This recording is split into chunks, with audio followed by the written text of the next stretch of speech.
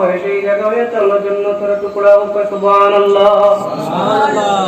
এখন প্রশ্ন হয় আল্লাহর নবী সাল্লাল্লাহু আলাইহি ওয়াসাল্লাম কইছেন জান্নাতের বাগানের ভিতরে আমাইয়া কিছু ফল ফসল খাইতে হয়। এটা তো আইলাম আমরা জানি আর জান্নাতের বাগান এখানে ফল ফসল হয় খাওয়া দাওয়া দুই প্রকার। একটা হয়ে হলো দুনিয়াবি খাওয়া দাওয়া, একটা হয়ে হলো ঈমানি খাওয়া দাওয়া।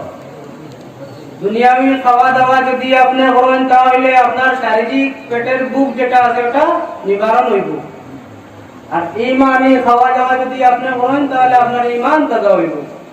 এই ঈমানি খাওয়া দাওয়া কিলা আল্লাহর হাবিব সাল্লাল্লাহু আলাইহি ওয়াসাল্লাম ফরমান যেই জায়গার মধ্যে আল্লাহ এবং আল্লাহর হাবিবের গুণগান গাওয়া হয় সেই জায়গার মধ্যে তুমি যখন যাইবা তুমি গিয়া কিছু হাদিস গুলা শুনবাই, আল্লাহর কালাম থেকে বালা বালা মাত গুলা শুনবাই।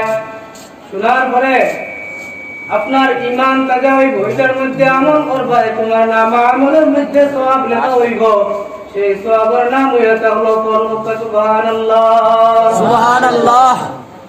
বুঝা গেছে নি আমার মা? কোন বছর ও ওটা যাই হোক, আমি আপনার সম্মুখে একটা আয়াতে কারিমারে তিলাওয়াত করছি, কুল্লু নাফসিন যায়িকাতুল মাউত।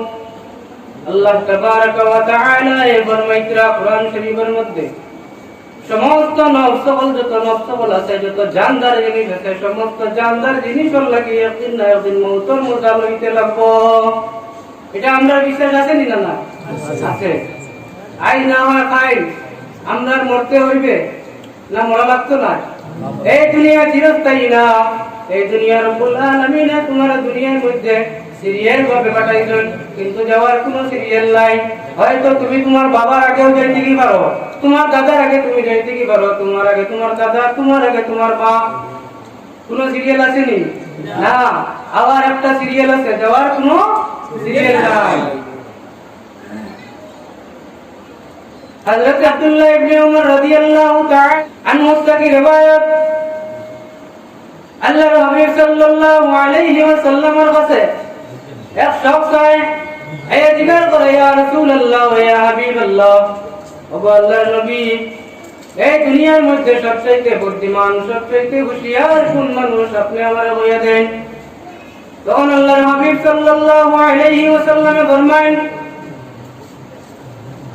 এই দুনিয়ার মধ্যে সবচেয়ে বুদ্ধিমান সবচেয়ে হুঁশিয়ার মানুষ এটা হলো আকসারুহুম যিকরান লিল মাউতি, যে মানুষে তার মৌতরে বেশি বেশি করে চিন্তা করে।